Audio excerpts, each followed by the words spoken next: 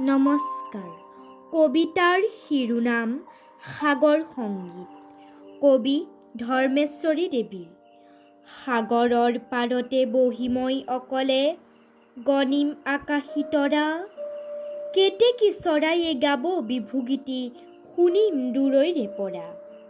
মনৰে কথাটি কম বতাহক বুকুখনি জোৰ কৰি, লাহৰী সখীৰে কৰিম ধেমালি ডিঙিত সাৱটি ধৰি। নাদুৰি সাঁতুৰি উপঙি ফুৰিম নীলিম লগৰী সতে, মেঘৰ জীয়ৰীয়ে চকুৰ ঠাৰেৰে মাতিব চেনেহী মাতে। কটতলে যাম আকৌ উঠিম গাম আবেগৰ গীতি, বুকুৰ বেথাটি বুকুতে সামৰি সোঁততে ফুৰিমে উটি। কোনোবা খিনিতে দূৰ দূৰণিতে পৰিম যেতিয়া গৈ, আকুল সুৰেৰে হিয়া বিনখনি বাজিব বাজিব ঐ। ধন্যবাদ।